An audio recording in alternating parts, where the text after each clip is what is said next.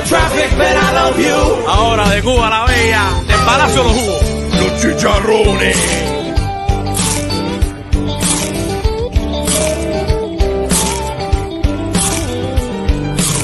Los vecinos aquí se enteran de todo. Mi vecina era CDR en Cuba. Y en verdad no hay nothing that you can do. Chacleteras sin llames con corbata. Aquí yo vendo hot dog, pero en Cuba yo era médico. Les saco el dedo y digo Q. Sweet home Hialeah. Solo 30 minutos de Le Fallo. Oh, sweet home Hialeah. I hate your traffic, but I love you.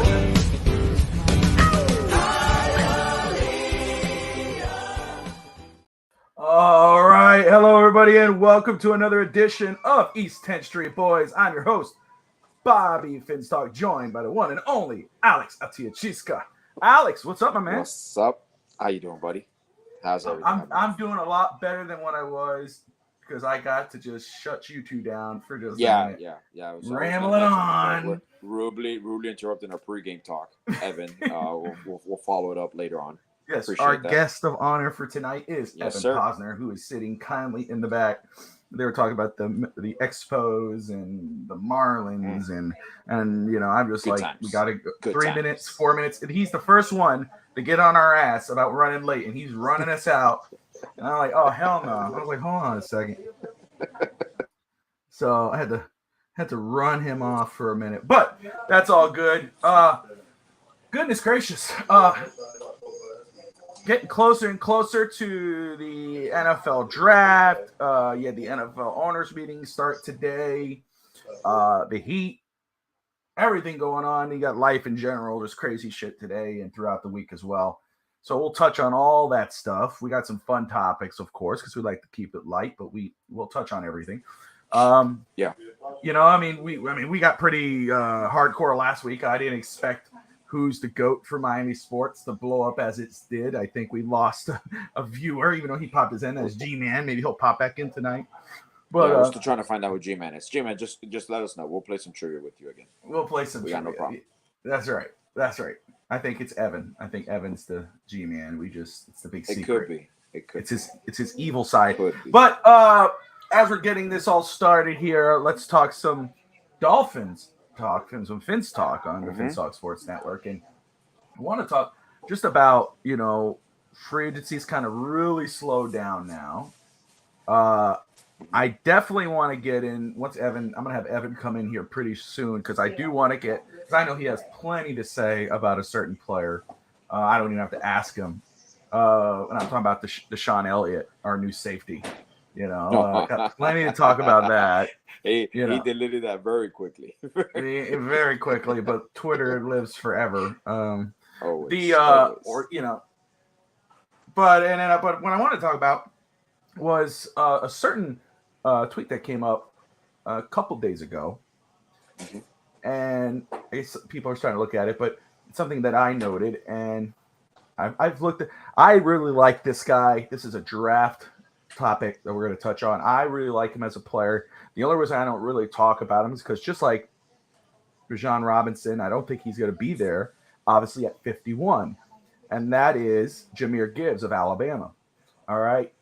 This scenario, it is supposed. Okay, so here's the report or the rumor. Okay, by a Twitter called NFL Notify. All right, the rumor is, and this is exactly what he says, Dolphins are very interested in drafting Alabama running back Jahmyr Gibbs, but don't believe he will make it to them at their 51st pick. Will consider trading up to get him. With the Dolphins' poor rushing attack last season, opposing teams will be able to scheme for a pass-heavy offense, which slowed the Dolphins down.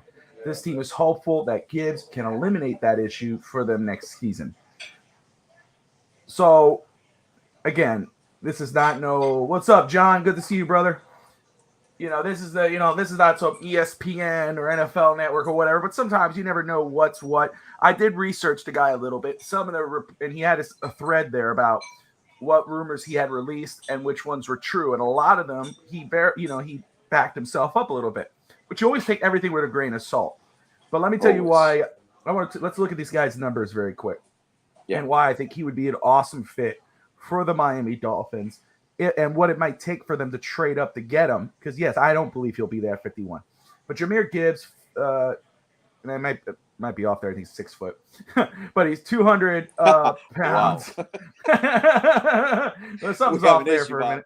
I know. Issue, Bob. Remember, I got 1,000 things going at once. But anyway, Darren's 926 yards, 7 touchdowns, 6.1 yards per carry.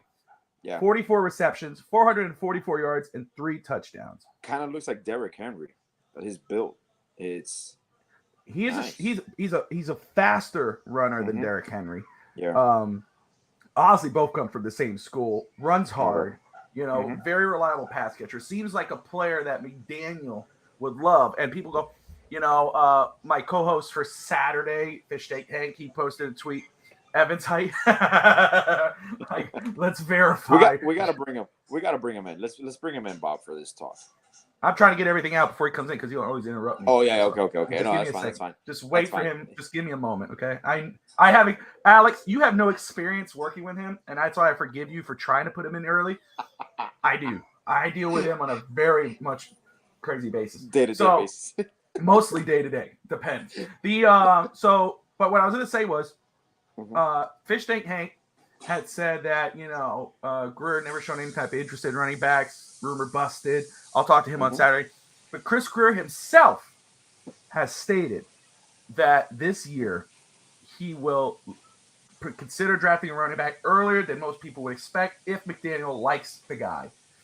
That's the first sign. Second sign that Miami has shown interest that they are looking to improve that running back room is exploring deals for a Dalvin Cook, a Derrick Henry. I don't know about Eckler, but I know those two. So I don't think I'm going to say take that rumor with a grain of salt, but don't sleep on it. And I think what would it take is probably if you move up to the early this early second round, probably that 51st pick and maybe a second rounder next year could get you in that range to possibly get that type of player. So let's go ahead, put this as a 3-person window, and God help us all, the one, the only, our Canadian bacon brother, Evan Posner. What's up, guys? I'm sporting the most beautiful logo in sports, buddies. I miss this team so much. Next. My second love. Huh? Behind the teal Marlins logo, and we'll talk about that later. Close. Thanks, guys, for joining. Hey, join the show. I've only ditched you guys 2 weeks in a row, so it's a pleasure to be here. I promise this is your show. I'm just here to enjoy. Well, I'll get my response in, Bob, before Evan gets his response. Really? One thing that it does intrigue me, the fact that this offseason seems to be, like I told you last week, the team has kind of taken on the identity of their head coach of the city. So it wouldn't surprise me if you switch off the narrative where we know Chris Greer doesn't look into running backs until like the 5th, 6th rounds, if anything. And if he's available and you want him, go get him, because we're going for it. This team is built to go for the next 2 to 3 years. That's our window right now, and it's going to keep on getting bigger. I think that's a great point, and that's why for me it's also, again, I think Miami. Chris Greer has never done it. Chris Greer hasn't had the talent that he's had on the Dolphins than he does right now. It's a very small window. So if you can't go, if a Derrick Henry or a Dalvin Cook is too rich in regards of a trade, and you go say, you know what, let me go ahead and package my 51st and a second rounder to come up and get a back, which they love Alabama players. They do. Go get yourself. And one thing that is overlooked on Greer, we knock Greer, people knock Greer. You just mentioned it. Have you seen the amount of talent that is on this roster right now? It's the depth that's a concern, not the talent. I understand. So my thing with one notation, people talk about our weak running game last year. Our running game wasn't weak. We just didn't use it. It was misused. It wasn't bad. I'm even okay with the backfield that we have now. If we can get a tackle, someone that we're missing, someone that a true necessity. A running back to me is a luxury, but it's something that I will fully go on board if he's available, by all means, because it does change the dynamic of your offense even more. So, which is why you explore acquiring Derrick Henry, Dalvin Cook. So I'm all for it. If this is gonna if this is going to solidify and amplify our offense, I'm all for it. Amplify. That's a big word. Damn. I know. What the hell? All right. Make bigger. Let's get the one and only Evan Posner's point on this. God help us. All right, go Evan. What's up, man? What are you thinking? What's up, beautiful people? What's up, Senior Interruptus? This is Senior Interruptus. I love John. By the way, that's my new nickname, Senior Interruptus. That's perfect. Interruptus. I love it. That is awesome. I'll take that that every day, twice on Sunday. John. I'll take that every day. Superhero. When everything is I love him. Okay. Love it. So what was the question? What would you like me to What do you answer? think? Jahmyr Okay. Gibbs? Yeah, Jahmyr. So Okay, Jahmyr Gibbs. Okay, so very simply put, for me, right now the running game, similar to what you said on Saturday about the fact that having Tua at $23.2 million is not a big deal. They can still get another quarterback. They're spending $7 million on the running game. Yep. They've solidified so, and I thought about it as you guys were talking. Do I think they're going to go trade up to get Jahmyr Gibbs? No. Do I think they should? If he's there in the second round, mid-level, I would. Because even though running backs are a dime a dozen, yeah, the one thing the Miami Dolphins have not done for many, many years is they like to, they say every day we change our underwear, they change running backs, they change offensive line coaches, they change players all the time. If you're willing to commit to Tua, Jalen Waddle, Tyreek Hill, Javon Holland, Bradley Chubb, you're going to have to do Jalen Phillips. There's nothing wrong with getting a solid running back that you can have on your roster for the next 6 to 8 years because you never know. At an affordable price. So, and there also is a connection, the Alabama connection of knowing that Waddle's there and knowing that Tua's there, even if they necessarily play together, the culture and the understanding of how that works, the same way you're interested in going getting a Cameron Latou or anything like that. Like the familiarity of your players and the connection of that family makes the biggest difference. And like Alex said, and McDaniel said it today, he even took the mea culpa that he did not utilize the running game the way he should have. Jeff Wilson, combining his two stat lines, had over 1,000 yards.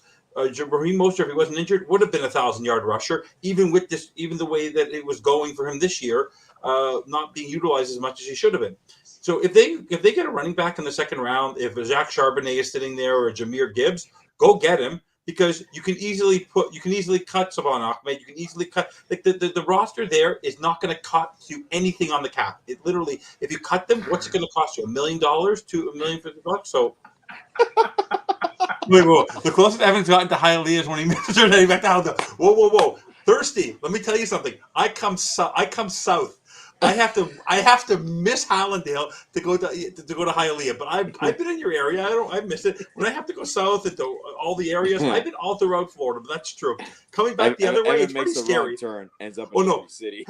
For me, my biggest turn is you know how many times I've screwed up going down the I-95, splitting to go to downtown Miami, or to go down to the airport, to go to the port of Miami, and then you end up making the wrong turn a little early. You think there's a shortcut.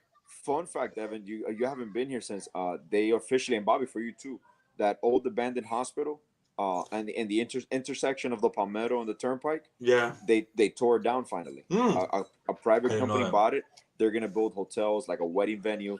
So it's been a city sore for 20 plus years, and they finally tore it down. You call it a store, I call it a landmark. You know, I mean, in Hialeah, those are called landmarks. When you my landmark is this beautiful water tower in Hallandale Beach. Okay, I tell you, the water towers in Florida. Yeah. Those are the best. My sentimental feelings there. Can I just say very quick? First off, John saying Charbonnet, Zach Charbonnet from UCLA. I'm absolutely on board for that. I would love that at 51. I'm down with that. Power back, dude keeps running. They're on his back. He keeps chugging and chugging and chugging. You talk about, I'm not going to say Derrick Henry, but Derrick Henry-esque. It's Charbonnet. Where I would lean on Jahmyr Gibbs as a player, Alvin Kamara. Can catch, playmaker, could run, all around player. Yeah, playmaker. I think if Miami wants him, they would have to trade up, but I think it would be in the not early 30s, excuse me, in the late 30s, early second round pick.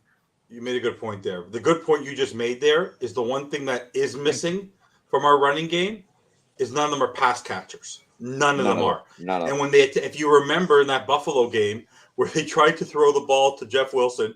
He got all twisted up. He couldn't know how to catch a ball. He was like this. It wasn't natural to him. So they don't have that pass catching running back out of the backfield. And that's the thing too. You got these 4 running backs. And I saw somebody put that comment up on there on Twitter. And again, let me just thank everybody for tuning in. You're watching East 10th Street Boys, straight out of Hialeah on the Fitz Talk Sports Network. Smash that like and subscribe button, whether you're watching on Twitter, Facebook, YouTube, Twitch. We appreciate you for tuning in. And put your comments below what you think Miami should do at running back. Do you think they're done at running back? Do I think they're done? Absolutely not. Evan has said it many times. They have like $8 million on all 4 backs. The fact of the matter is, if Miami $7 million, $1 million short, they could easily get rid of Ahmed. Money. They could easily get rid of Ahmed or Myles Gaskin. And they could easily get rid of a Jeff Wilson. They could say after the preseason, say, hey, you know what? Let's trade him to a running back needy team, get a draft pick for next season. Injuries happen. Miami, and I keep saying this, and I mean it, Miami has complete flexibility to do whatever the hell they want during the draft. I think Brenton Strange is a target for them. I do believe that. The Penn State tight end, we talked about it on our draft show on Friday night. Miami has shown their cards in regards of what tight end or what type of tight end they are looking for. Cameron Latou comes to mind from Alabama. Talking about Alabama players, I was looking at the draft and some of the draft prospects, and a lot of exactly. Yeah, and I was noticing that too, Rob, and I was actually running that trade. I was trying to figure out where I could get them, where it might be realistic, and I was these early 30s. I saw them pop off, so I would trade up. And obviously, that's something on DolphinsThirsty.com. If you're thirsty for Dolphins content, go there. A lot of great stuff up on there, and we're going to have some mock drafts on there soon. I'm going to work on that for him. But can I ask you 3 questions? Can I ask you 2 questions just because Alex won't be able to answer this on Friday? I want to ask a quick question. Yeah. Because it came up today that they talked about John Michael Schmitz that we talked about on Friday. If you're right there, 51, you didn't move. You have Charbonnet, because I think Gibbs is gone. You have Charbonnet, you have Schmitz, and you have Tucker Kraft or Luke Musgrave. Like, so you where are you going, Bobby, and where are you going, Alex? What's the bigger need at 51 to you? Is it tight end? Is it guard tackle, or is it running back? If those 3 are staring you right in the face, Bobby, banging your hand on the table, is one of them saying if they're there at 51, you're gonna do you even have to Charbonnet, John Michael Schmitz, or Musgrave or Kraft? Okay, so I'm just curious, just to see. Again, in regard to the John, I wouldn't mind John Michael Schmitz. I don't know. My thing is, I know the idea of drafting him would be to move him to center or keep him at center and move Williams to guard. I'm a stout believer in not fixing what's not broken. I would not want to mess with that. So honestly, my opinion would be focus on either the running back or the tight end with the 51st pick. And then at 84, you go get a guard, whether that's Jarrett Patterson out of Notre Dame or Andrew Varghese, and you could go ahead and get him to come in at left guard when he gets healthy. That's what I would do. Alex, what are you thinking? I would go Charbonnet, and if he's not there, I go tight end. Tucker Kraft, I absolutely love. He'd fit perfect here. But I think you could get a Cameron Latou at 84, or you could get a Brenton Strange in 198 or 238, 197 or 238. Yeah. I was watching the tape on Musgrave because one of the guys on NFL Networks was really banging the table on Musgrave, and yeah, that's a great name. But but Luke Musgrave, I watched the tape on him. This guy's a bruiser. Holy crap! This guy is. I would not want to be a defensive. I would not want to be a linebacker running into him. Oh my God, that guy. Either way, they're in a good spot at 51. They are absolute. That's why when people say, "Oh, I don't care about the Dolphins draft. They don't got draft picks." That is so far from the truth. Miami is in a golden position right now, and the thing is, we got to build through the draft. We have been building through the draft. Now it's time to focus on building out this team through free agency, through the last 4 draft picks that we have. And, I think the Dolphins are in win now mode, and I think the Dolphins believe they are not too far off to being a complete football team. And that's why I trade up into the second round for a Jahmyr Gibbs. Because if you think Jahmyr Gibbs could be that other piece for you, that what you were trying to find in a Dalvin Cook or a Derrick Henry when you were exploring those options, then you move up and get them. If you think that you are on the cusp of being one of those legitimate teams, which I think the Dolphins, again, I've said, the Dolphins are approaching free agency and have been going through free agency as if a team who knows we are that team. We're right there. We could make that run. We We're could right there. do that. And we brought it up. We're going to talk about the quarterback position because it never sleeps in Miami. We're always talking Tua and everything else. And we're going to do it again today just because one of our new players did it. Or I don't think he did it on purpose. I think he did it because he was a coma and he didn't think twice about it. You think he forgot he signed with the Dolphins? No, I just think that he didn't think it all the way. It's like maybe he's never met Tua, so he doesn't, and it just, he goes, come to the Dolphins. And it's like, hey, bro. Oops. No, it would have been hilarious if Tua would have tweeted that. That would have been funny. Yeah, and I think people don't, and I didn't. We'll touch on him, as we're talking to Deshaun Elliott. God bless him. Again, I just think that was a brain fart. It's just he played for the Ravens. He likes Lamar Jackson, who I just think it was a brain fart. Probably should have thought twice before doing it. I'm going to answer quick to JM. That's something that I believe the Dolphins would have done a few years ago, but I believe this year they go for it. They go for it. If it's your guy, you go for it. You don't trade down anymore. I mean, don't get me wrong. If he's gone early, which we doubt, Bob, if he's gone early, you might entertain it if the people that you want are there. I get that point. But, and the running back class is very deep. There's players that I absolutely would want, but there's where if you make that trade down, which again I love, I like trading down because you get those extra picks, but which you probably get one extra pick, and unless you're running a PFN mock draft simulator and you're getting 20 picks and you're going crazy, but this draft is very deep at running back, but if you really want to get a starting caliber running back, a Charbonnet, a Jahmyr Gibbs, you got to move up. And again, I wouldn't say Bijan Robinson because I think he's going top 10, top 15. And honestly, it pays dividends down these years because now when these other extensions comes and you have to restructure other deals, now you might have one of your main weapons still under a rookie deal for the next 4 to 5 years, and as a running back. So absolutely, financially, it makes sense as well. Let me ask Evan, Deshaun Elliott, Deshaun Idiot or Deshaun Elliott. That's a good one. I take it as a brain fart. I didn't take it so serious. I like it. Big O show today got all caught up in his feelings and made a lot of stupid comments. I know made a lot of stupid comments but what are your thoughts on Elliott's comments? Oh no, I'm sure you. The one thing that caught my eye was the fact that he did say it was a joke, and I do appreciate the fact that Trill Williams and Javon Holland were talking about how The thing about, I think, what was interesting and it was actually eye-opening for me, and I think it should be a little breathtaking for Dolphin fans, and we talked about this with Tua as well, the players, even though you don't think they are watching and listening, they're on there all day long. Always. The same way, they're young people. They're on like us. They're flipping through their phones all the time. They know what's going on. That's why you don't think Lamar Jackson planned to talk about what he was going to talk about exactly when John Harbaugh. Everything is planned. Everyone has a team around them, even though he doesn't have an agent. So for me, Deshaun Elliott did something because I think he thought it was funny. I think he thought it was fun, but I don't think he is adept. And I do sort of put a little more of the blame on a Brandon Jones, or if he's had the opportunity to meet members of his team and the culture, that this is not something you necessarily do, especially with the polarizing stigma of Tua and the fan base and how there's Tua on and all that. But I think it was harmless fun, but I think it was also at the same time, it was something that doesn't appeal because the thing is, Tua isn't going to know that. But also, I don't think Vic Fangio is going to want people. That's not a Vic Fangio type of move, right? Like if this happened during the season or during OTAs and this came up, like Vic Fangio would probably bench this guy. Like this is not part of the culture. Can I just say, from what I saw on Twitter today from some Dolphin fans, as soon as this happened, I laughed. Big O show. I have to say, and I see Brandon Jones, and then I see Javon Holland, and I see other guys. I think the fan base is more sensitive than the team. For sure. And it's not a knock. It's just, so many people came out. Oh, how dare you? And then guess what? Guess who gets blamed for the fan sensitivity? But then they hate it. Tua. Yeah.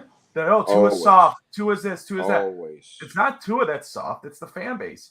They can't take a joke right now because we got our quarterback at such a pedestal or anything. It's like one little thing, and it's this guy's trash. Cut him. Release him. I'd cut him right now. Well, thank God you're not the GM. By the way, but I think that's part of the reason. If you listen to what Mr. Timex McDaniel said today, that Tua, they asked him, like, why did you sign him to that? Well, you had till May 1st. Why did you sign him? Because they wanted to talk about him to be quiet. And they wanted him to be able to go into his off-season training and all that without having that worry on him. But that's the one thing about this team is that they are very protective of the quarterback. But I don't blame Tua for that. I blame part of the fan base, but I also blame McDaniel and I blame Chris Greer. But I blame McDaniel. And I told you this last time.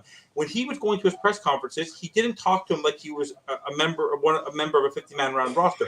He talked to him like he was his BFF. And there has to be some sort of separation there between your quarterback and all. I'm a part of Tua, and I'm a big supporter of him because I think he has the talent to be able to perform for this team for us to win.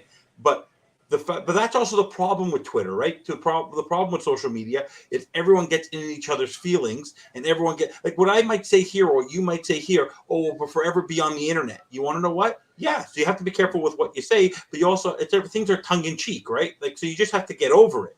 But in the end, I think this is a guy. You want to know what?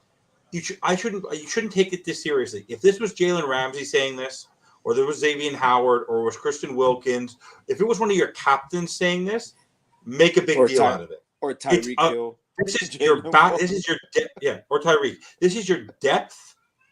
This is your depth safety. This is not your starting safety. Who is not guaranteed a spot on the roster, and he's not. No, he's not. He's not trash. Let's just say that first. Oh, he's a good player. He's a good player. But this is not. He's not going. He might go compete for a starting job, but right now it's Brandon Jones' job to lose. He has to go beat out his good friend for the job. So, like I said, if it was his captain saying, if it was one of the leading members of this team, make a little bit of a bigger deal out of it. But we want to. Are we going to knock Tyreek Hill? Because you know what I mean? Because he's a Joe Blow, people are not making a big deal. People are making a big deal of it. But when Tyreek Hill is training with Caleb Williams and saying how great he is, no one makes a big deal out of it. That's right. Bam. Good point. Love it. I was thinking about that as soon as you said it. So thank you. That's why we're symbiotic. That's why I feel like I'm part of the brotherhood. Yeah, there you go. That's right. Alex has that. Alex is. He laughed at your joke. He just has that Hialeah Wi-Fi. He couldn't. He moved the Doral, but couldn't afford the Doral Wi-Fi. So he's got the TV with the wife. Stags. Dave Stager in the house. Oh, he's starting already. And yes, Miami wants Jackson. Oh. Yeah. Which I'm pretty sure they'll entertain. Listen, any team should do their due diligence. But can I make a very quick point to get everything out of the way? I want to make it very clear for everybody about Lamar Jackson. Let's think about this. He has not gotten an offer that he likes enough that someone offer sheeted him. Unlike the one thing now, though, about the trade is whoever trades for him has to give up capital and they have to sign to a contract that he wants. So no one's giving him $230 million or $200 million guaranteed and giving up 2 firsts. You're going to strap yourself. You ain't winning with that kind of a roster. Indy might. Do you got Indy might? Yeah, Indy might. But you want to know why? Look at that. I let me just say this very quick because I heard you say Indy, but Tyreek said it would be cool to be with Goff. Got a lot of attention by Lions fans, but not Dolph fans. Right there, you see. Let me just say. So there's your point, and thank you, Rob. Oh crap! What the hell did you just say? That got my attention. Say it again. Me? Yeah. What the hell did you guys just say? Both of you just said something that got my attention. Oh man, I forgot what I said. Let's hold them to the fire. Let's hold them to the fire. Let's see. Let's go. What do we say? I'm gonna do this to him on purpose. You don't do that to me. I'm being smart about looking into a quarterback. Like every team. No, I'm talking about Lamar Jackson having to give up 2 firsts. Indianapolis. Thank you. Yeah. You guys are dickheads. Indianapolis. You're welcome. What I was saying is that yes, I was bringing that up, and again, I'm Tennessee, and it's not far from Indy, and obviously the Titans. The Indianapolis Colts are considering making a run at Lamar Jackson, but that's why I've also said that they are interested in that type of quarterback. They are interested in being. What's up, back it up, Binge Podcast? Glad to give you some entertainment, man. These guys are torturing me. I hate when you get that brain fart. That's true. I was about to bring this up, Dave. I was going to bring this up. Keep an eye on Tennessee. You got to figure out what you're going to do with that Tannehill contract. What about Carolina? Even though you're number 1. No.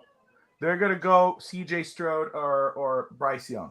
No, the team that should go after him Indianapolis. more than anybody more than even them, the team that would fit the best fit for him. Commanders. No, Falcons. There's a connection there with the Falcons. The Falcons have a structure there where they have cap space. They have Kyle Pitts. They don't have a quarterback there yet. I will say that if the Colts don't get Lamar Jackson, I firmly believe I'm really leaning towards this, and I brought it up a little bit with Steggs and Legacy on Huddle Up. What about the Patriots? I think that Anthony Richardson could be the guy for Indy at 5. I have a feeling they're gonna get him. Patriots. I don't think he's not a Belichick guy. They said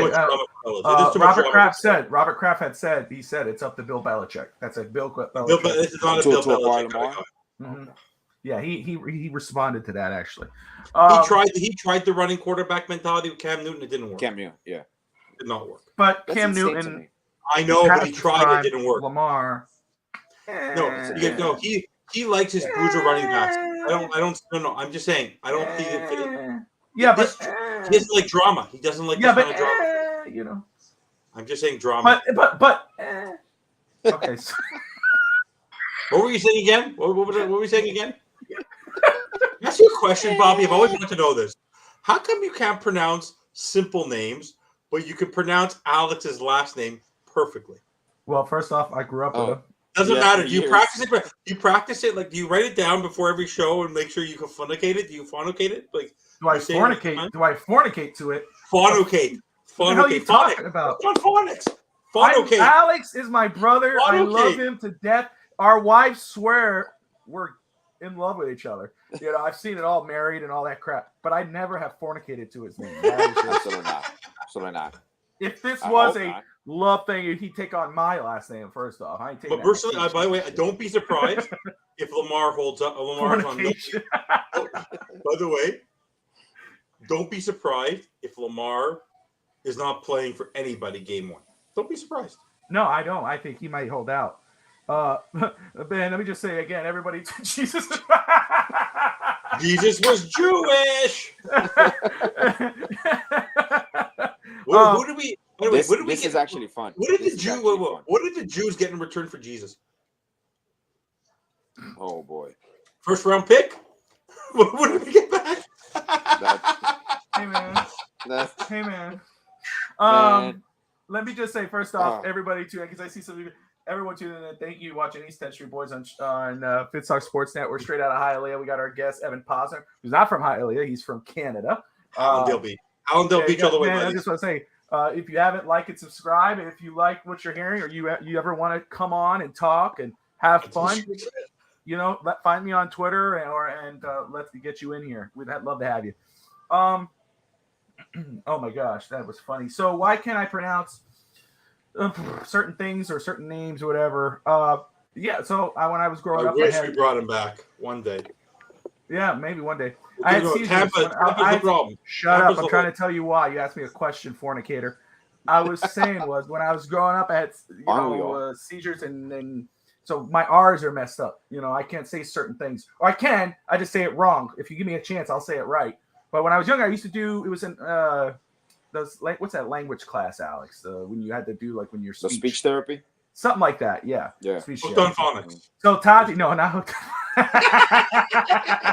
Tati still messes me up. If I have two R's, if I have to say like let's say Rowdy Piper, or Rowdy Piper, I'll say like or with a W. And Tati, my wife who's been married with me, we've been together almost 15 years, married for 10, whatever. And she'll still make fun of me. What did you say? But the best part, he always gets slightly offended because when he can't pronounce it correctly, like he'll run through it, like he'll push through it. But he's like, all right, whatever, it doesn't matter. It doesn't. You know what the hell I'm saying. I'll make you feel bad. So I pick on you for most of my life. For the first 10 years of my life, I couldn't pronounce my THs. So I can never get the like I used to say 1, 2, 3, not 1, 2, 3. So anything with THs, if it's a long word, I'll mispronounce it every time. So don't feel bad. But in French, you don't pronounce the R that much, right? No. But in English, the THs are awful. Like it's really. Do you speak French? Je parle français, oui. Comment allez-vous? Wow! Vous voulez vous coucher avec quoi, right? C'est soi. I have to use French every day of my life, so I use it every day. At work, right? Work or just day to day, but because also when you want to engage, if you want to engage with certain people and they initiate you in French, you're in where I'm from in Montreal. If you respond to them in English, you sort of lose that a little respect. So if someone starts you in French, they get offended. So it's a good tool Japanese? to have. No, I speak English, French, Hebrew, and the old version phonics of German, which is Yiddish. I speak 4 languages. So you speak Hebrew? Hebrew. Hebrew, we. Oh, really? Shalom, yeah. I'm following what's going on in Israel. If you follow what's going on a little bit in Israel, I don't know if you guys get the news as much as we do, but if you pop on CNN right now, you'll see that the number one story was what's going on in Israel. There's massive protests because they're trying to reform the judicial system there. Like it's the biggest protest in that country ever. The way it's going on right there, it's pretty intense. That's so cool. Hebrew is one of those languages that it's very hard to learn. We talked about Jesus, but that's one of the things. Like I said, man, I would love to learn like ancient Hebrew or those old languages from back in the day, just to know. I'll teach you a few words. Can you imagine in the Bible, like it was just a bad translator, so a lot of the things that are written are just by mistake. They're like, oh man, he didn't mean that. Oh shit. Now we gotta rewrite this whole thing. We got all this wrong. Yeah, but you'll be surprised. The French language, when people come here from France, like people who come from Parisian, who come here from France, and they come to Quebec, and when they try to, they hear French Canadians speak French, like they sometimes don't understand the word, the dialect. Like even the French, even though it's similar, the way the speed in which people from Quebec speak it versus Parisians, which is a little more slower and a little more romantic toned versus Quebec. Yeah. Quebec, they spit it out. It's very quick. So I was going to say this real quick because now I just remembered, but I could always say this after the show, but I never know how long Alex and I stay after the show. But, they changed the windows on here. We could edit our own little windows now, Alex. Like the size and everything. Yeah. Like you put it that we could do something that would be like I just thought about that now. I know that's totally not what we're discussing. That's awesome, man. There you go. That's cool. Yeah.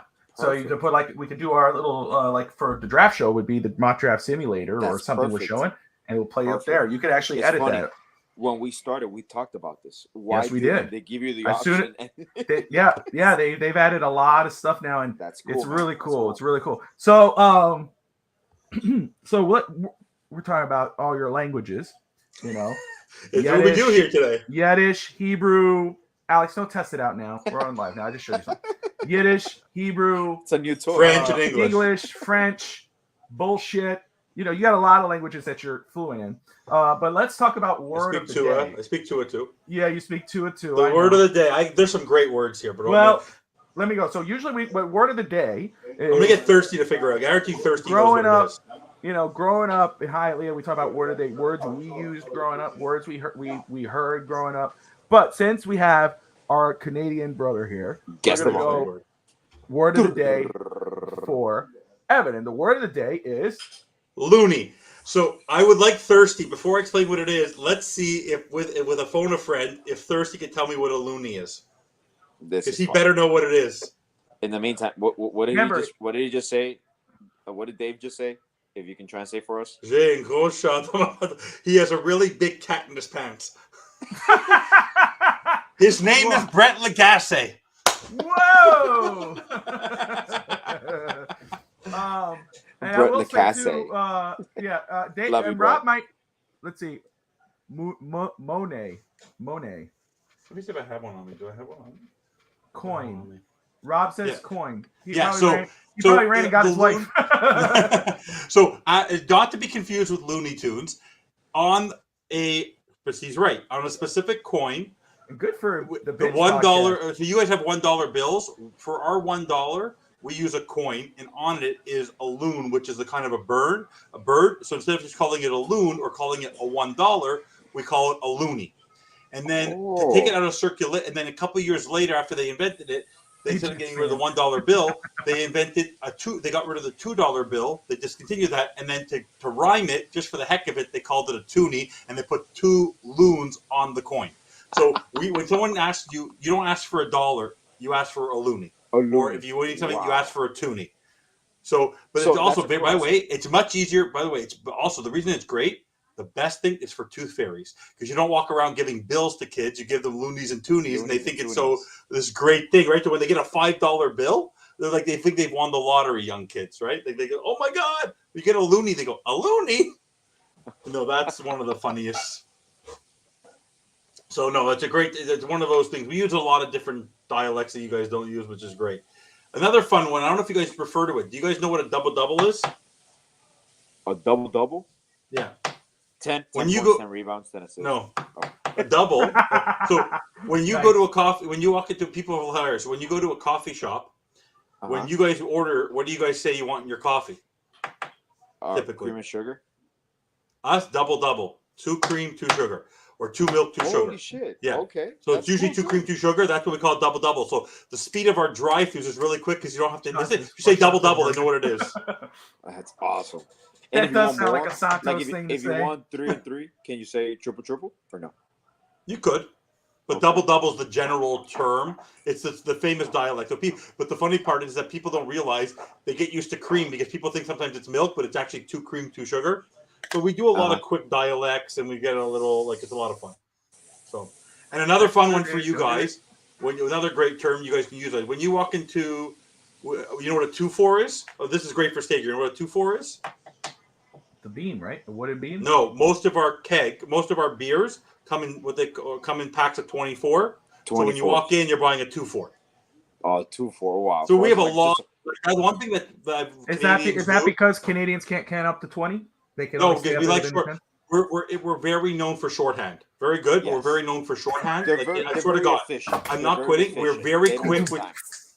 We're very quick. Honestly, we don't have the patience for you stand in the drive-thru. I love doing business. So you're saying that it's too much to say 24. You got to say 2-4. Yeah. It's too much work to say 24. What's a 24? What's a 24? Well, I want 20. I want a 24 pack. I want a 2-4 pack. That doesn't sound right. What's a 24? 24 what? A 2-4 is the slang. It's everyone knows what it is. I'll put it to you this way: my favorite grocery store to everybody on here. My favorite grocery store in the world is Publix. Okay, it's my favorite grocery store. I can spend all day at Publix. I love it. A Publix here, there would be cops breaking up fights at the deli counter every day. You think us Canadians waiting at every piece of meat is put in a piece of plastic on top? The cheese, well, the ladies would be destroyed. They quit. We have no patience. Numbers waiting with a number to be called. Forget about it. We don't do numbers neither. Business is what I have come to understand.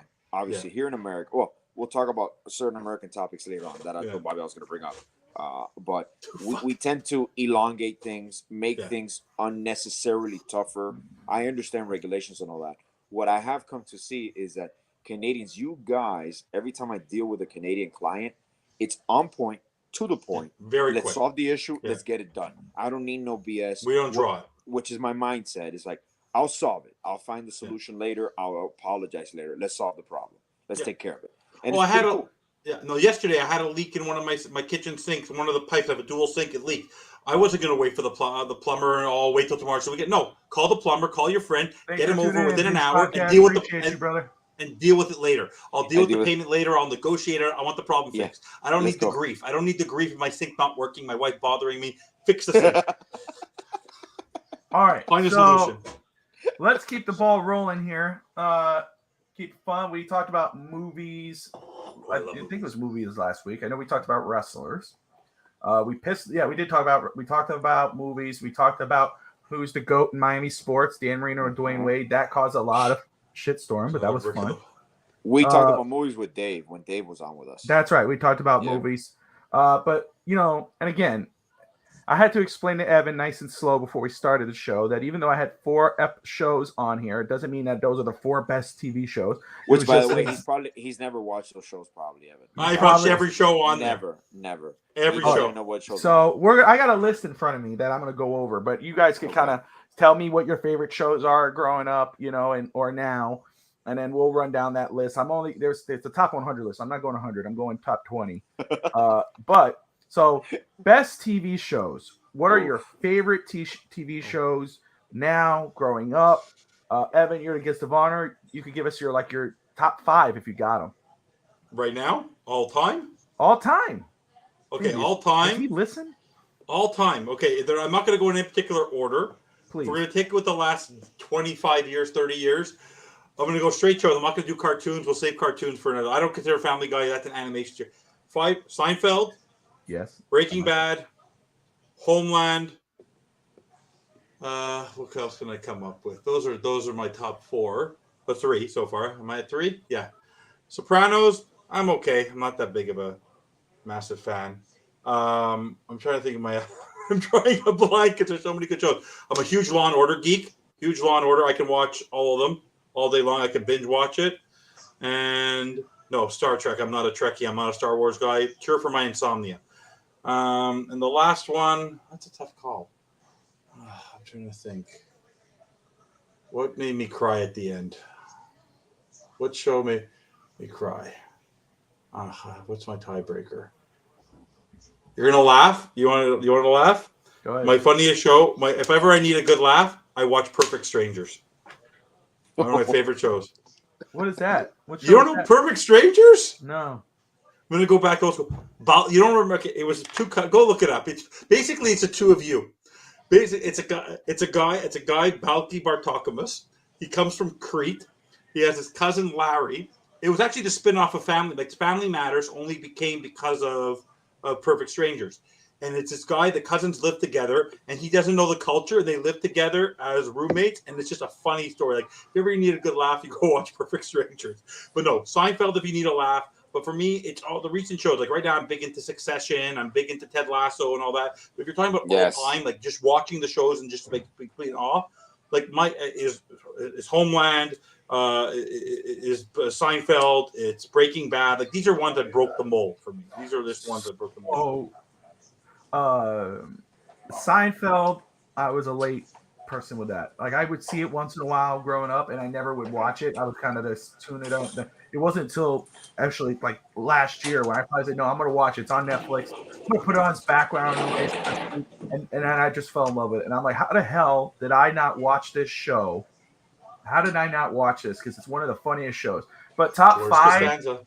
oh, dude, top 5 of all time, which is hard, but I'll say it for me. All in the Family. Oh man, that's about All in the Family with Archie Bunker and Edith, and I just love that show with a passion. I think it's one of the best shows ever. God. Oh, whatever, hater. And what an anti-Semite that guy was. He grows up in the end. Cheers. Veep. I like Veep. Veep isn't to get hard to get in and out of. But she's the only successful one post-show, right? She's the only one. The Office. And I mean, anything really that was, because I'm with John. The Jeffersons was another one. Anything with Norman Lear was great. The Jeffersons, All in the Family. Am I missing one here? But go look up Perfect Strangers. You're gonna pee. Frasier, love Frasier. Frasier was funny, man. And Star Trek, you said Star Trek earlier. I was never into Star Trek. I was a Star Wars guy. Never into Star Trek, the show. The only reason I started watching the show was because, and again, I'm never in the movie. My grandfather was really into the movies. Really into the movies. Magnum PI was also the best. It was one of those ones where I let it play in the background, and it was Star Trek Part 2, Wrath of Khan. And I actually sat down and watched it. I was like, background noise, it's things I do when I'm cleaning. If I'm cleaning, I have something playing in the background. And also, I got really into it.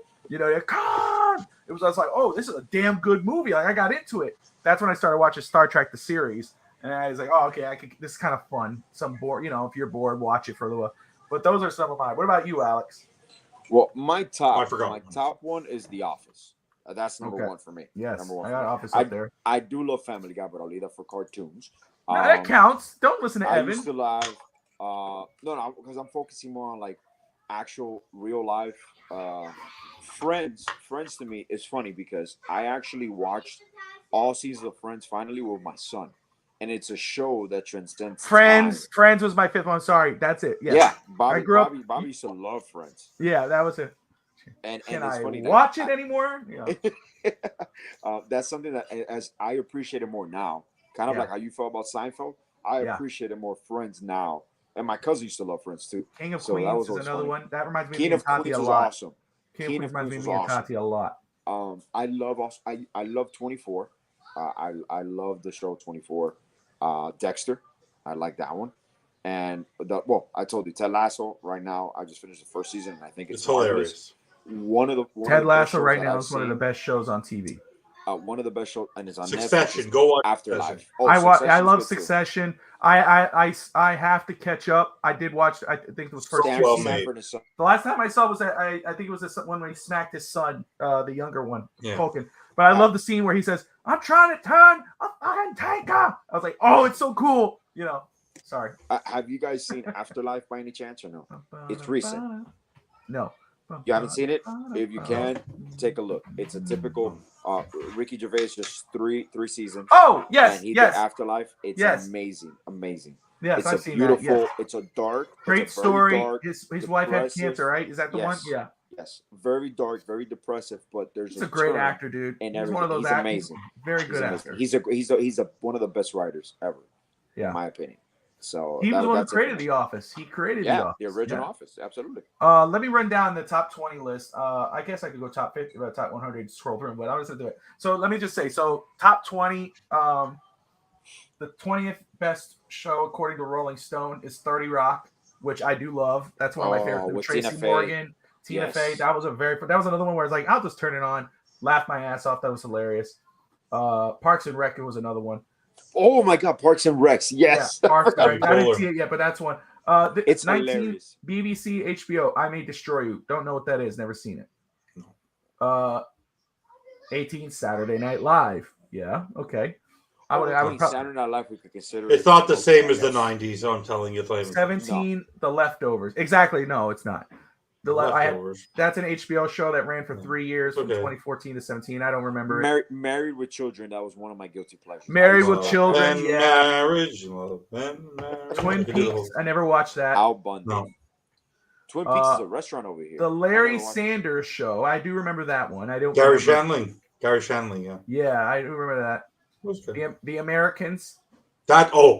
Phenomenal show. Those two were phenomenal together. Matt Reese and what's your name, Kerry Russell. Veep is number 13. By the way, if you want to know what happened in the 80s with the Cold War, go watch The Americans. It's phenomenal. Yeah, I have to watch it. I've always been interested. I never watched it, but I have to. Very well made. That was 14. 13 is Veep, so one of mine, which I'm very Mm-hmm. happy with. I love Veep. That is one of the funniest shows. I mean, and I'm surprised, Evan. To me, that would seem like a show you'd like to. Oh, it is. The problem was that when you start to get into it, and if you miss a season or you miss a couple episodes, you sort of lose track of where you are. I watched the first 3 seasons, but it's not one of those where you can go. It's not like Seinfeld Just or jump in. Like Exactly. where you can go see that episode and just laugh at that particular episode. If I need to have a good laugh, I'm going to go watch The Soup Nazi. I'm going to go watch Double Dip the Chip. Like, we're going to go laugh at these episodes. Explain what the Soup Nazi is in case people are. The Soup Nazi, and it actually exists in New York. I've been to it. Really? It's a little bit different, yeah. Oh, that's cool. I didn't know that. Basically, there's a soup. Jerry is obsessed with this soup stand, and he walks in there, and the guy has very strict rules about how you order. You walk in, you have to march in, you can't even look, and you have to walk in, you have to put your money down, go over to the side, grab your soup, and leave. The moment you ask him a question, he'll take your soup, and he'll ban you forever. So let's continue. So the Twilight Zone was number 12. Oh, shit. The original Twilight Zone? The original. Succession is 11, which again, if you haven't seen Succession, you should. Phenomenal. It's drama, but it's like a dark comedy too. There's some it's funny so aspects well to made. it. It's a great freaking show. Alan Ruck is great. Nick Brian Cox, Logan Wright, that's his character name, is one of the best characters on TV. Damn good show. What's up, Josh? The Mary Tyler Moore Show. Oh, that's an oldie. Atlanta. Tati used to watch that one. It seemed all right when I watched a little bit, but I have to really watch it. Cheers. Used to watch. I forgot my favorite. I forgot my fifth. Oh I forgot my fifth. Can I add one after you, Evan? Go ahead. Me too. Go ahead. No, you go. You go. You're our guest. Go ahead. Entourage. Oh, I've never watched that. How? I'm E. Entourage is phenomenal. Go ahead, Alex. What was the other one? Que Pasa USA. Oh, yes. That's USA. That's a real show. That's a real show. You all the shit. Mad Men, never really watched that. Yeah, boring. Seinfeld is number 6. Wow, so Seinfeld's 6. I'm a little surprised by that. But go ahead. Yes, it is. Ted Lasso is the best. The best. Fleabag. That was a good one. Holy You ever seen shit, Fleabag? that is old. No. That's not old. That's like 2019.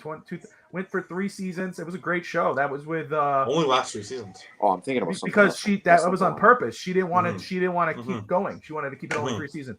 The Wire is 4. Yeah, that's good. I haven't Breaking got Bad number 3.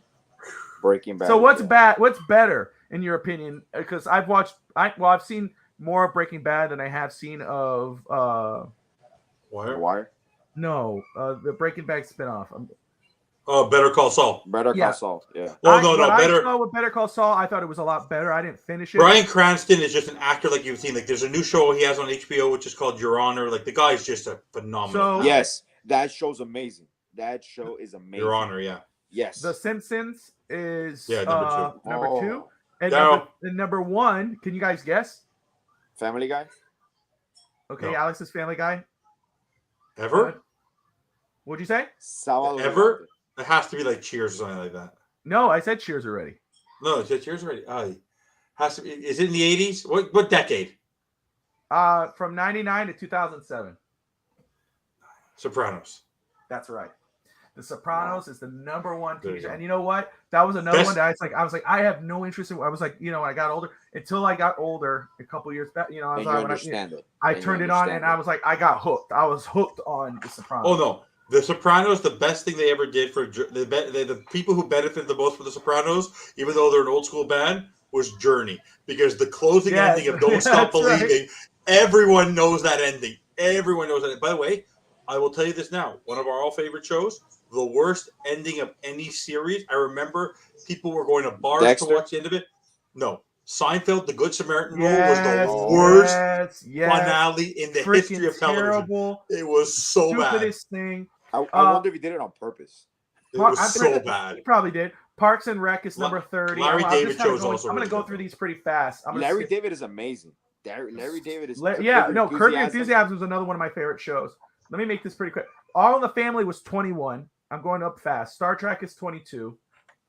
Never seen Watchmen from HBO. I've seen the movie. Freaks and Geeks.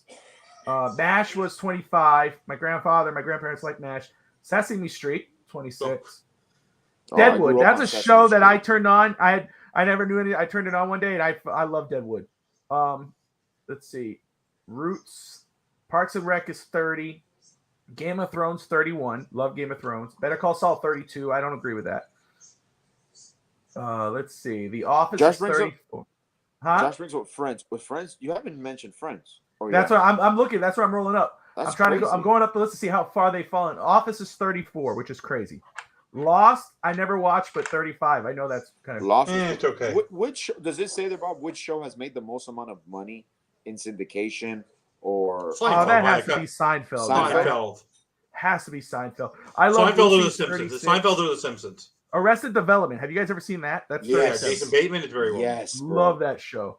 But by the way, Jason Bateman. Curb Your Enthusiasm is 39. Okay, if you need a good show, phenomenal. Jason Bateman, doesn't matter what he did in Arrested Development. Ozarks, phenomenal. I have to watch that. I've watched Ozark, 2 episodes and I dropped off, but I will have to finish it. The Ozarks actually exist. People go to the Ozarks from the suburb in the middle of Missouri. BoJack Horseman is 41. The Good Place, they're okay. They're okay. It's funny we never said. By the way, I don't care what people say. Our kids, they had nothing on us with cartoons. The West Wing. Have you guys ever seen that?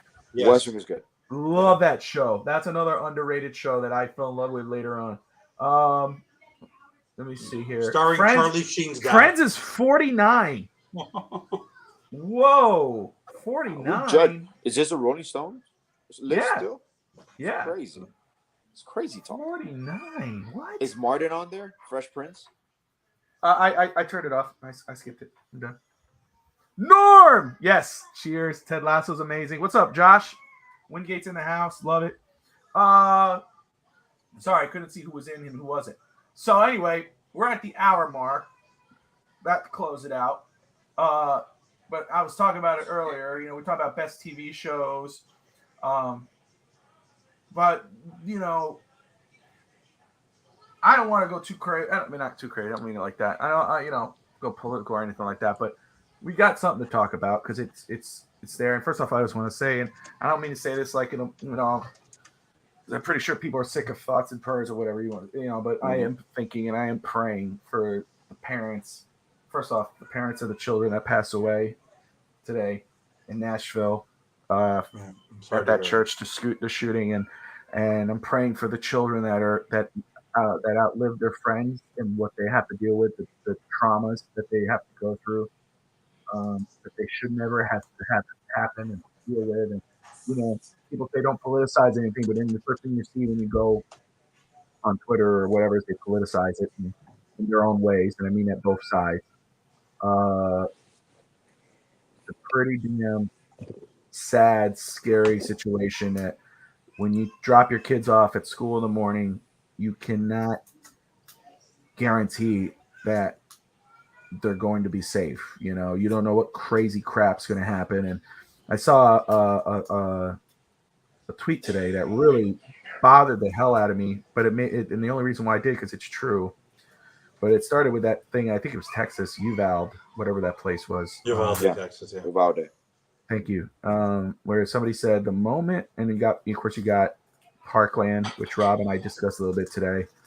But it's like the moment we became okay with children getting killed is the moment you just lost everything. That was Sandy Hook. Sandy Hook, yeah. And so, but still, I mean, it's today. It's Sandy Hook. It's Parkland. It's Uvalde. How many times do somebody and this girl or whatever has two AR-15s and whatever the hell she had and went in there and hurt children, killed 3 kids, 9 years old. That's my daughter is 10 now, but it's still there. Alex, your son, and it just breaks your heart. My boss told me that she saw. Remember, we're in Nashville, so we're getting stuff faster than most, and we're seeing him. It was actually right next door to where my job used to be. We moved buildings, and it was actually right down the road. But she said that she saw parents walking into the church where the kids were, and that's like maybe 5 minutes later they got taken out by the cops. Cops had their arms on their shoulders and took them into a car and took them up to the hospital where they would find their child, whoever that child was. So it's a freaking scary situation, and I don't want to get too deep. I mean, I am, but it just sucks. It sucks. Well, it comes into, and I'll let you finish it up later, Evan. From your point of view, to me, this is a situation that you mentioned. I don't want to get political about it, but this is the point in time where if the truth offends you, it's for a reason. And it's like I said, this isn't about left, right. If you are Republican, Democrat, if you believe in your God, this has nothing to do with it. This is humanity. And it seems to be only happening in one country.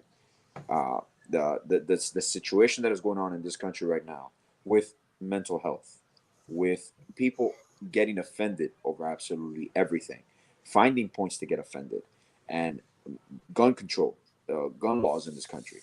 There are certain things that I'm not advocating for one or the other, but we need to have common sense laws across the board. And I'm coming from a state in Florida where now they're contemplating, I believe it's going to go into law, where it's just the constitutional carry. Like these are things that we are the leading. You know what it really hit me? When you had, I forgot which congressman, and in Congress had the little pin of the AR-15. When you see that, what hope do you have in your country? Because you mentioned it right now. Never, even when we were growing up, did we fear going to school. Did our parents have the fear? We would get into fights, many things, absolutely. And we're coming from Hialeah, where people have machetes and all these shits and weapons of all types. But you never feared that it was going to go into a school. That used to be a sanctuary. Even and I'm talking about, I'm opening up here, I'm pulling back the curtain. Even with drug dealers, kids were always off limits. You don't mess with kids. If you have a gang fight and you kill each other off, that's on you. But kids were untouchable here. We've lost that concept, even in the streets, where now it's, I'm going to make a name for myself. I have no self-control, and I have accessibility to all these things, which is, it's not going to stop it, but it's going to deter a lot of situations, in my opinion. I think it has to come to a point where the two sides, and because when you mention gun control, one side gets scared. When you mention mental health, the other one says, "Oh, but you're not talking enough about it." They have to stop politicizing the damn situation and sit down together with the people who the NRA, et cetera, and would sit down together and put their different sides and say, "Let's figure this out together." How can we do it?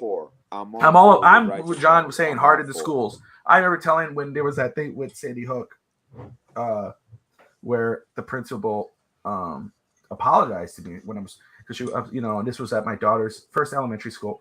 Apologized to me because how hard it was to get in to the school because of the ID and this and then talking on the phone and I told her I said, you know what, the way the world is now, I'd rather it be hard for me to get in regards of just to check in and get the kid. I have no problem whatsoever. My thing is, I believe in the right to bear arms. I believe that every sovereign nation, every free nation should have the right to bear arms.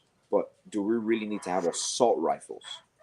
Do we need to everybody has a right to an opinion and how they view things. Exactly. Yeah. And that's why, and I don't want to take that away from anybody. I am just saying there has to be a point if it is going to be allowed, and it is allowed, there has to be a certain level of, and we have ex-military here. We have our veterans, and maybe they can attest to this. Before you're given a weapon in the armed services, you have to go through training. You have to go through recertifications to continue to carry that weapon. If I'm not mistaken, maybe I could be. How is it possible that a random 17-year-old can go purchase an AR-15, have it in their possession, and use that weapon? That doesn't make any sense to me. Like I'm saying, I'm not trying to take away the weapons. I'm just trying to say is clean up the way these weapons are purchased and issued and given. That doesn't mean someone's not going to have a bad day and go somewhere and cause, obviously, mass chaos. But there are situations here that there's a reason why it's only happening in our country. Like, we can't get away from that fact. And I'm not trying to make it about anything else or not. But there is a reason, and maybe, Evan, you can attest to this. It's only here. I don't see this anywhere else. And you're talking about school shootings. Yes, absolutely. No, but even the topic of guns is very different. Yeah, it's an American epidemic. It's a stigma, and it's unfortunate. It's you just because. And once again, I don't want to be misquoted here. This has nothing to do with your manhood and carrying a weapon. I'm the right to defend my country, my state, my property. I approve of all that. I got no issue. But we have become a society where we do not accept other people's critique of us, opinions of us. We just have to react. We become a society where we are computerized in the aspect of we have an image. And unfortunate is what we carry nowadays. Do you remember this happening, Bob, when we were younger here? I don't remember any of this. I remember certain situations. For example, for us, the biggest situation was Jimmy Rice. And I'm not talking about Columbine and all that. Jimmy Rice was the biggest situation for us in our hometown. And it happened close to home. And it was about child protection, and you taught self-defense. But kids felt safe going to schools. Parents felt safe dropping off their kids in school. And I see that other nations still feel safe dropping their kids off in school. So those are things that I don't comprehend. It's like, obviously, it's a money situation, a money issue. But we are, and remember, I've talked about this to you privately. And in my opinion, what I said, I'm like, what is it going to take? Is it going to have to be the granddaughter of a congrandman that gets killed for this something to be changed? We seem to just don't promote it. I just have to, in regards, I don't know what could change. Again, it has to be, and John makes some points here, and again, as ex-military cop, do we really want to police the schools? But you know what? I would feel more comfortable if it was the schools here are great, where I'm at. They got resource officers and everything out. This right here, you see, this is true right here. This part right here, what he just said, this is 100% on the dot as well. Sure. And again, I think it has, when I see people from both sides, I'm talking Democrat, Republican, absolutely, whatever, and the first thing they do is they get out all their little political things and they start making political, instead of saying, you know what, how about we sit together and figure this out? Can we get? We're Americans. That's it. Yeah, That's enough it. We're Americans. Yeah. Let's figure this out, bro, and end this, because we're saying it's okay every 2 years, year, whatever, for some kind of shooting, and it doesn't have to be about banning weapons or whatever. There's other ways No. to figure this out that we could Exactly. stop this. You know, it is the amendment. It is the Second Amendment. Right to bear arms, all this one, absolutely. But we have to figure something out where not just some rando person could grab a gun and go to a school and shoot up a school. And we have to protect the kids. In Tennessee they're doing they ban drag shows. You focus on that, but also focus on, it doesn't have to be about banning guns. Let's figure something out to protect the kids, because now it happened in our backyard, and it happened in Florida, and it happened in Texas, and it happened over here and there and there and there. We got to do something. Enough is enough, because that's our kids. And John's right. When it comes to culture, it wasn't 70 years ago. No. It's something. But again, that's why. And sometimes when the times, as time goes on, you evolve with the times. You have to start. It wasn't like that 70 years ago. Well, guess what? 70 years now, today it happens. And the thing is, because you mentioned about divided families, and I won't touch on that base, but as a country, and people can attest to it, we are a divided nation. And once again, you mentioned it perfectly. This isn't about left or right. It's about leadership. It's about humanity. It's about our future. There's no reason any child should go to school tomorrow and not know if they're coming back home, unless it's of natural causes. There's no reason whatsoever. There's no reason any family should be burying any children in this week. There's no reason at all. When you take your kids to the hospital, there are children that are literally dying. They're sick, and you can't even fathom that. And that is part of life. They have a sickness. You understand it. You can't fathom them. You come to understand it. But this is something that this is not the way it was meant to be. This is not the way it's supposed to be. Weapons are to protect you. They're not to hurt you. That's the difference in the mindset that we're living now. That's my opinion in that regard. That's fair. Because it's just and like I said, this has nothing to do with any regulation, any law. No laws are going to change anything. Yeah. No law is going to change any criminal. They deter certain things, but this isn't about that. This is about the heart of who we are. Who have we become? You, me, everyone else. Like, no matter what laws you have something brewing within you. Yes, John. I agree. And that's with that. it. That's absolutely true, and that's damn sad. If you're a Republican, you're this. If you're a Democrat, you're that. It's not about that anymore. That's what it's become. It's no longer. Listen, we're all Americans. I miss the days where one could be a Republican and a Democrat, and you could sit down together and break bread and talk politics and agree to disagree and move the hell on. It's just what it is. All right, so let's continue our conversation. Let's move back. Let's talk about. Well, Evan. Yes. Oh, I'll take 30 seconds. Your point. The stigma of being Canadian, right? We always joke about we're the friendly people to the north. It's sad because for me, honestly, my Canadian television, Canadian news is actually quite boring. Like, we don't engage in our regular news because we have language issues and all that. But worrying about a gun, we don't have that sense of fear because of the fact that the culture is not built around that foundation, right? It's just never been like that. Everyone's nervous for their kids and all that, but the mentality of our culture is that we're unified. We have language issues. There's gangs, there's drugs, there's all that, but there's not that sense of fear. Like, I remember.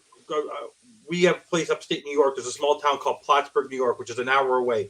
And I remember going there about 6-7 years ago. My kids were really young. And I remember walking in there, and you could literally walk up and you could buy a gun. Here, you can't access guns anywhere. I wouldn't even know where to go buy a gun here. I wouldn't even know.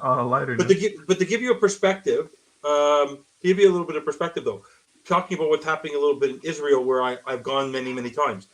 When I was 15 years old, I went to Israel for the first time, and I was there for 9 weeks with a group trip, a school trip that we do. And we had people literally as part of our group who were from the army, who walked around with an M16 on their shoulder all day long. When you want to go to a mall in Israel, you have to go through metal detectors, and there are people, security, with literal assault rifles on their body.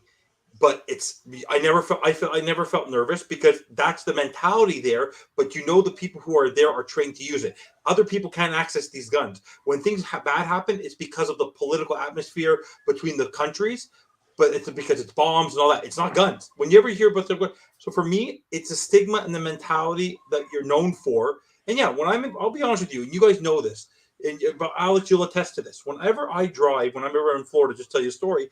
Whenever I drive in Florida, and you can go down South Ocean Drive, and you go along Hallandale Beach Boulevard, and you take that drive between Hallandale Beach Boulevard and the I-95.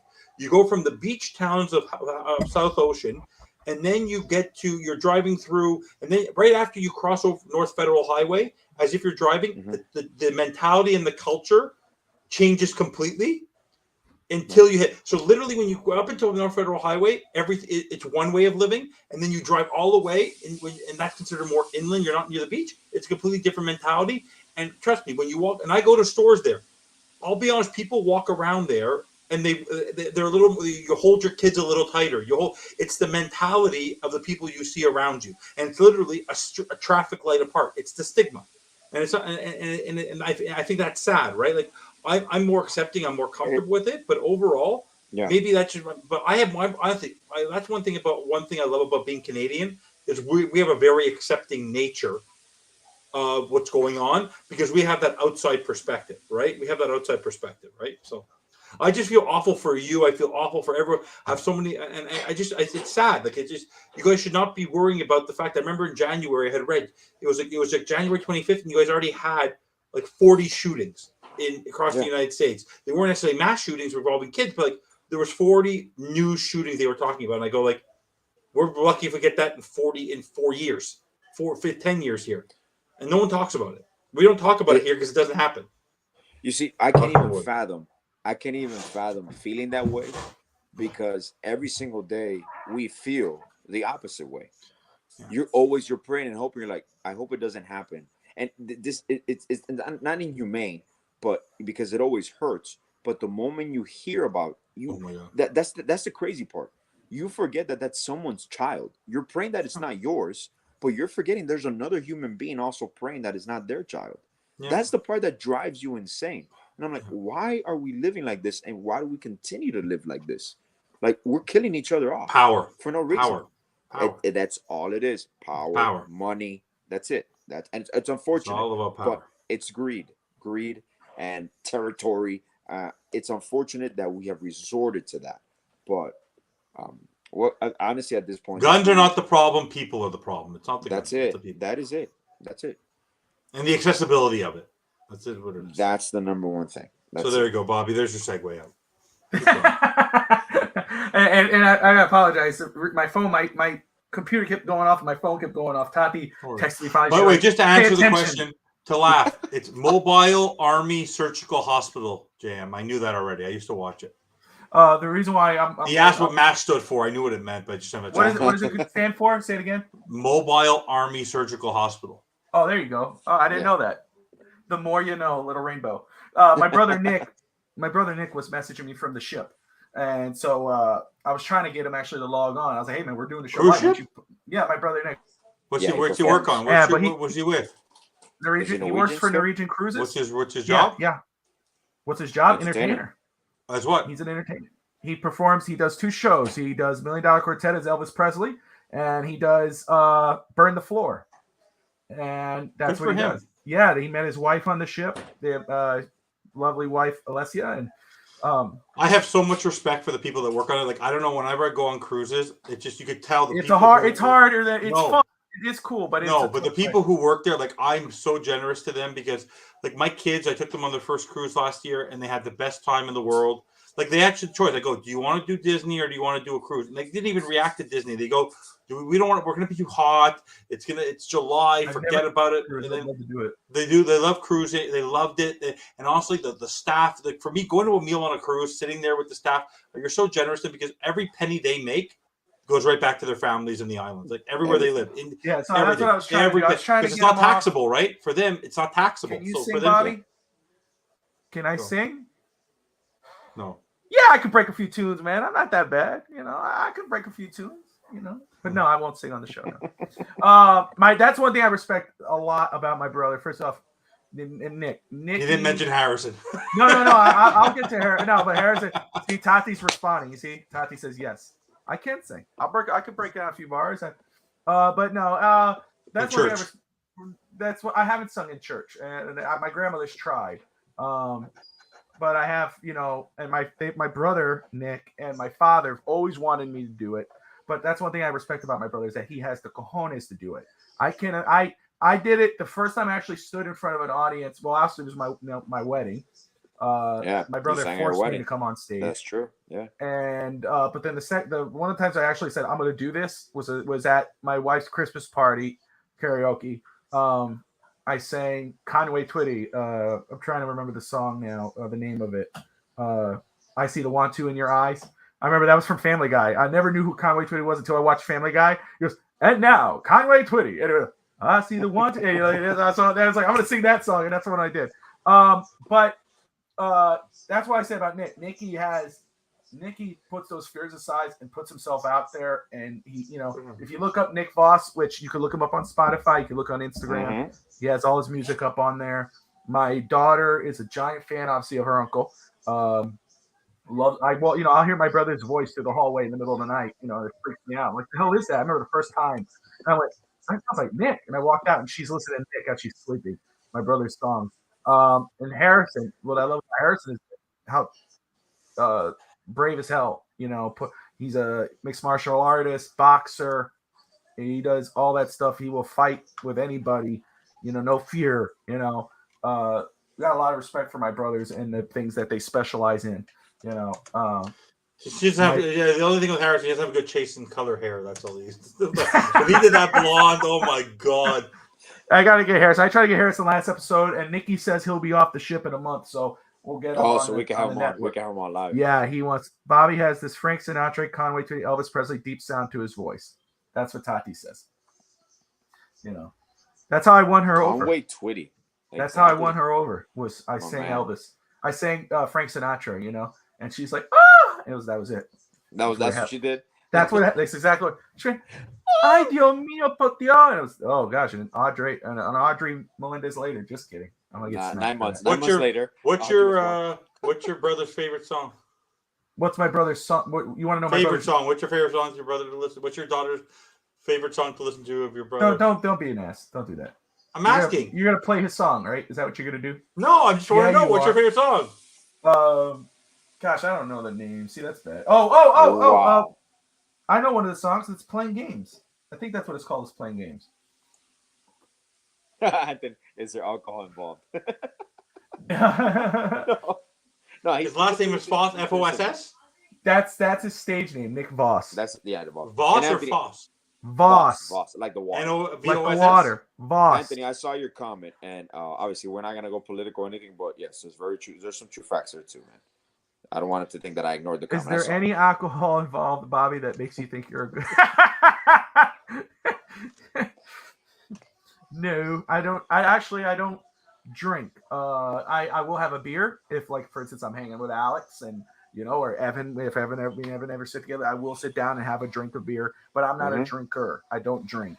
You know, I've drank one time hard liquor, which was 17th birthday. Yeah, it's Alex's fault. He took advantage of me. I was sore. Let me tell you the story of this, Evan. Bobby. First of all, I take him. Okay, I won't even mention names. We go somewhere. We're hanging out. Bobby has a little too much to drink, right? And he's jumping on a trampoline. No, it took a lot. I took a lot of shots. It took a while. And this is legit. This is how we know we're best friends. He goes, obviously he has too much to drink. This is his first time doing this. And I'm a year older than him. So I'm trying to, take care of him, trying not to drink too much just to see is he okay. He starts jumping in the trampoline, like laying flat. I was laying flat. That point. He was already drunk. He starts jumping flat on the trampoline. I'm like, Bob, bro, Harrison, you're gonna fucking fall off the trampoline, man. And he literally falls off the trampoline. He's passed out in his backyard. And I'm like, oh my God, bro. I'm like, Harrison, help me out. We dragged him into the shower. He's knocked out. I'm like, oh my God, bro, how do I tell his mom? And I'm like, all right, we drag him into the shower. We literally, with all the clothes on, we just put him in the tub, open up the cold water. He was there for like 20, 25 minutes, just keeping his head afloat. And I'm talking to him like, Bobby, react. He throws up a few times. He's okay. We finally get him off his clothes. We change him, and then we lay him in the sofa. And the problem is, he was leaving. He had a road trip to the next morning. I think you were going off to Melbourne, right? I was. Like he was going off to Melbourne. So he knocks out. We have permanent markers around. It's a group of 4 or 5 of us. He woke up, and there wasn't an inch in his face that wasn't covered in permanent marker with a design, with whatever you imagine. We drew a penis, we drew balls, we drew tits, we drew everything.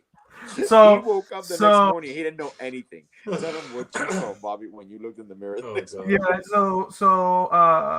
It was my birthday, and we had a group of guys there. Alex, my friend Davey, who was my roommate later in college. I don't think Harris was there. Nick wasn't there. No, Buddha was there, I think. Well, Buddha, those guys, and we had a couple other people there. And I think it was Buddha was the one doing all the drink, mixing all the stuff, and it had these sparkling stuff. And I don't drink. I really don't. I had no interest out, but it was like, oh, dude, it's birthday, so all right. And I mean, I'm telling you, it didn't take a lot. It took a lot because I just remember going, oh, this ain't so bad. This is pretty quick, And I'd do a bunch of shots, and I was like, oh, that's not, it'd go like this. But then I took it, and I'm telling you, I don't remember it hitting me, but I do remember spurts. I remember, I'm here. I'm going, oh yeah, da. All of a sudden it's blackout. Then I'm on the trampoline. I'm jumping on the trampoline, and all of a sudden, I remember my brother Harrison drop kicking me off the trampoline, and I fell, and I was out again. Then I remember being carried carried down the side of my house. I don't know, maybe it was Alex and Harris. I'm not sure, but that was me. Yes, I was being carried into my house. I weighed a lot less back then. And then all of a sudden, I remember I'm in the bath, laying in the bathtub, and I'm just telling these random. I do remember, like, they go, Bobby, be quiet. There was this girl outside who was at the park. Bobby kept calling. The girl's out there, whatever her name is. And I go, and I remember going, tell her come in here, and go, which I was never like that. And I do remember that though. And I remember a bunch of, like, I kept blacking in and out. Yeah. So finally, it was like, I don't know when it was over, but I kept blacking in and out. And I remember you did repeatedly say, like, I love you, bro. I love you, man. Yeah. And then the next morning I woke up and and Alex was sleeping there. Alex stayed at the house. He was there. Harrison, I think Davey was still there. They all stayed the night, all of them. And and I remember I got up and you get up and you go, oh everything was still moving. I'm going, and I'm looking, my hair it's I took a bath, so my hair is all, and I'm looking and I see them, and Alex goes, hey bro, you all right? I go, fuck. He goes, and I go, and I'm looking around, is everybody still in the video? Because most everybody's gone now. And also I look in the mirror because we had in my Miami, we got in my house, I got this giant mirror in this big ass. I'm telling you, this is the world's largest house mirror. Like the 80s apartment, like the 80s holiday. Yeah. Full wall mirror. Wall. Yeah. Giant mirror. Yeah. So I go like this. My condo in Florida still has that thing. I'm telling you, they all have them. You walk in, the whole wall's a mirror. That's exactly what it was. And I remember I looked over and I go, they're classic. I go, what? And I was wearing like a Heat jersey or something, some kind of jersey. I was wearing a shirt. Yeah, you were wearing tank tops. Yeah, because we drew on it was all up here. Yeah. Oh, God. Draw marker all over my face. It wasn't permanent. It was Corolla cramp. But it was hard as hell to wipe off. But it was horrible because I had to go on a road trip and the car moving. I remember going, so after that, he's never drank again. I never drink hard liquor ever again. I have no interest in it. Beer, again, I'll have a beer. I'll sit down with you, have a Bud Light or whatever, chill out. My grandma is the one who would always go. She's the one who goes, and she did that to me. She goes, you have to drink again. So every time like something happened, like, oh, we're having a baby, I'll drink to that, and she'll pour you a shot. And you have to drink it. You're like, Grandma, I'm not gonna do that. I hate the smell with a passion. Traumatized. The traumatized. So you know what killed me? That's your turn back the clock segment. We used to drink at such a younger age that you kind of lost the joy for it, which I can still drink sociably. I've always been able to handle my liquor. A few times I've had those situations. What the smell that gets me is liquid cocaine, which is Jägermeister Goldschlager and Bacardi 151 mixed together. Oh, That God. smell, oh my God, the cinnamon smell of gold. It's like it. The moment I smell it, I'm like, it traces me back to like a night in Orlando in the middle of the woods and shit. It was insane. It was insane. So those are the things that, like, as you get older, and like I said, I know a lot of people, can't handle their liquor. A lot of people do suffer from alcoholism, and to me, it's just, thankfully, I've never. And what's funny? I can't drink and eat. Like, I can't have a meal and be drinking like an alcoholic beverage where there's like liquor or beer. I could have it with like chips and all that, but for some reason I can't have it. I agree. You have to snack it. You can't enjoy it while you're eating. Exactly. I mean, that's just me. Because it takes away the taste of the food that you're eating. Yes. Yeah. So there you go. There's our turn back. We're about an hour and a half mark. It's at 11 o'clock Eastern I'll time. save my story. It has nothing to do with alcohol. Oh my. Okay.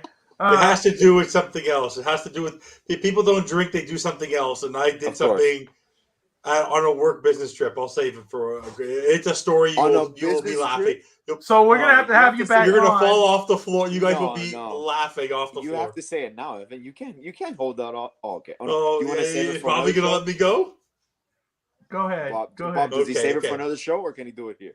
Go ahead. We're in the vibe. We can do it now. Right after. So, was it 6 years ago? 5 years ago. 6 years ago.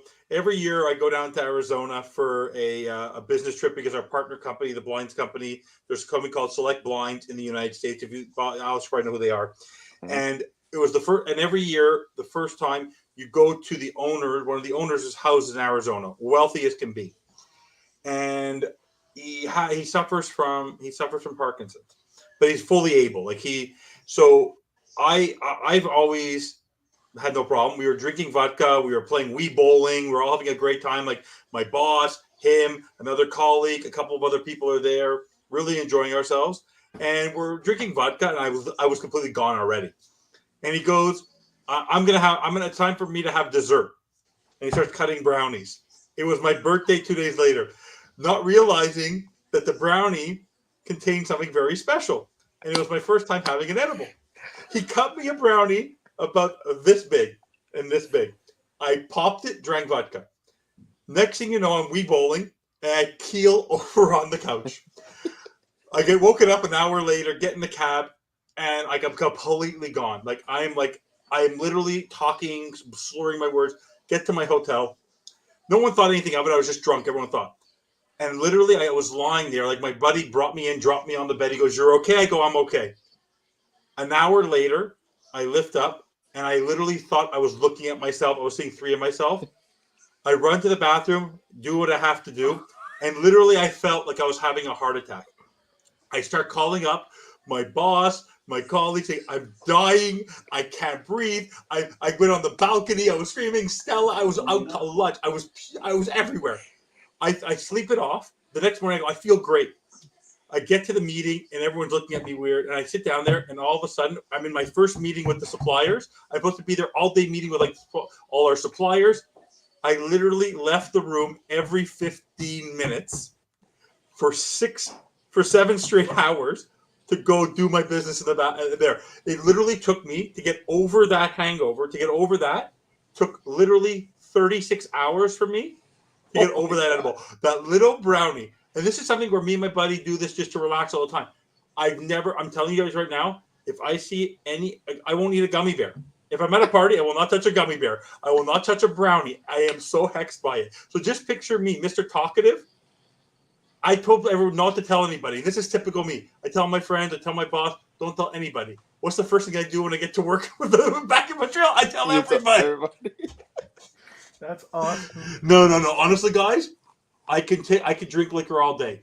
One little brownie, I was literally toast for 36 hours.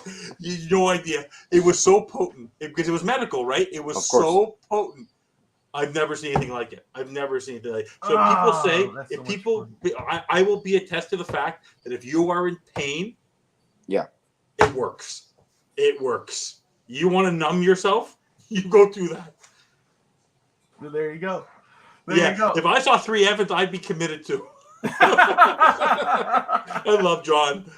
Oh, that's awesome, man. John's been great tonight. By the way, in front of my boss, I still thought I was going to get fired. But to this day, everyone laughs at me. Every time I go to Arizona, the people there who I work with, they look at me and they laugh. That's and awesome. They get you a first-story hotel. You can no longer be in a balcony. And they leave no balcony. I almost literally climbed over. I swear to God. That's never insane, man. That's funny, insane. Dude. Don't do it, guys. So that's why, like, if you know, Alex knows this, but Evan, when we eventually all get together, or Dave, and and everybody's ordering beers or drinks, and everything, you'll see me go, I'll have a Coke. You know? Yeah. That's why. Don't take offense. I won't drink red wine. By the way, just after I'll drink. I never drink red wine if I'm in public because one glass of red wine, I'm asleep. Yeah. I'm asleep. So, man, we're about an hour, 35 minutes in. It's been a fun show. It's been a great show. We've talked Dolphins. We were going to touch on Heat, but we could save that for next show. You talk baseball. The baseball. We talked a little bit about baseball. It on Wednesday. Oh, and one thing before I forget, my basketball team. FAU. UM. That you got to give those guys. I'm so excited for those guys, man. And obviously University of Miami all the way, but FAU right there. I am good for them. Yeah, it's so a UCF cool. story. Remember how what?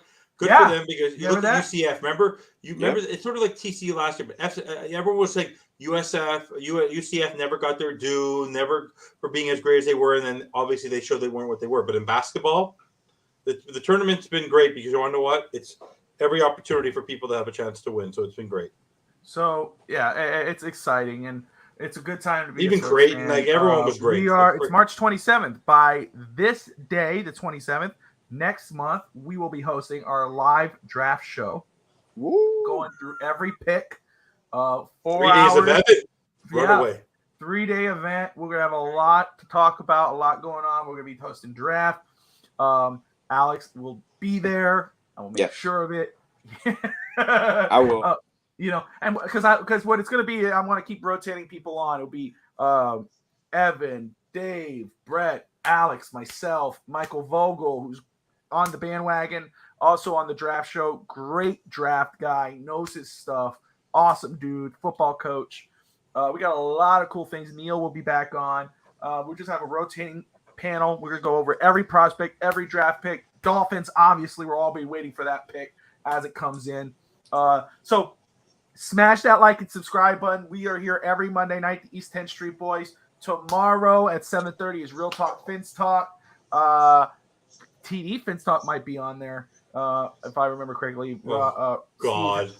Steve told me that to send a link just in case. Oh, my God. And then afterwards is the Fins Bandwagon with Evan Posner and Michael Vogel. Michael Vogel's going off tomorrow night. He is going off. He wants to talk about. Did you see my title for tomorrow? Oh, it's going to be Mania. I did. I have to work on it. So, but it's a good idea. And then Wednesday, NBA talk, basketball talk. I'm sure either talk FAU, UM. You can get into that. Go watch Fast Break. That's at 8:00, and then 9:00 is a big WrestleMania coverage show. A lot of the guys are going to be on it. We're talking every match. We're going to go over what could happen, what should happen. We're going to talk about what could happen the Monday night after. There's going to be so much to talk about with Alex, Ryan, and Alfred. Evan's going to be on there. They need viewers. That's why. Such a dick. A lot of stuff. So smash the like and subscribe button. We will see you guys next Monday night. And if you're a Dolphins fan, fins up, everybody. Boom, boom. Should we do the Cuban goodbye? No. Yeah, we should. We should.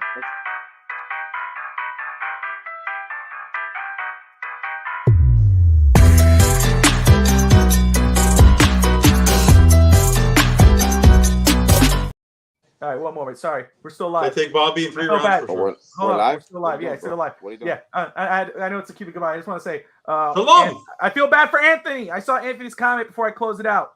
Oh, which one? Very quick. Bobby, before you go, can you please read my last comment about Lionel Messi? Alex, do you think this whole Lionel Messi saga is ever going to end with Inter Miami when he finally decides he's coming to the United States? Well, I think the longer it drags out, the more likely it is that he does happen with Inter Miami. So we'll see. Just wait and see. Wait and see. All right. There you go, everybody. Thank you all for tuning in. Cuban goodbye. Peace. Shalom.